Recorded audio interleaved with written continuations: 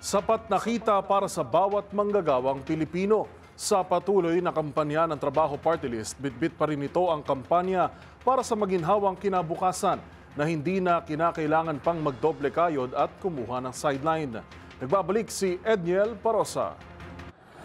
Sa pag-ikot ng 106 Trabaho Party List sa Zamboanga del Norte, inihayag ng grupo ang pangunahin nilang layunin na magbigay ng dekalidad na trabaho sa mga manggagawang Pilipino.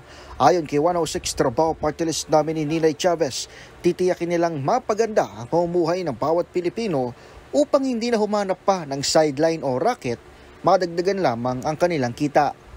Ang 106 Trabaho Party List po, simple lang.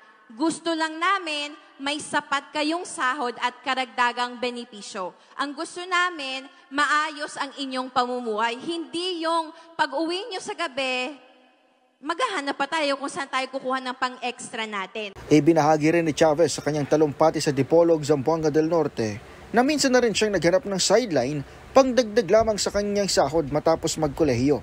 Dinatali ni Chavez na 106 Trabaho Party List ang hirap na nagawa sa edad na 22 para lamang lumaki-laki ang kanyang naiuwi.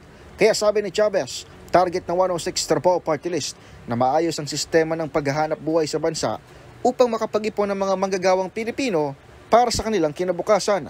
Dagdag pa ni Chavez na 106 Trabaho Party List, layunin nilang uuwi ang bawat manggagawa sa kanilang mga bahay upang makapagpahinga na lamang at makasama ang kanilang pamilya nang hindi na problema at nag-iisip kung saan ba maghahanap ng dagdag na kita. Para sa MBC TV Network News, ito si Edniel Parosa na DZRH. Una sa Pilipinas, una sa Pilipino.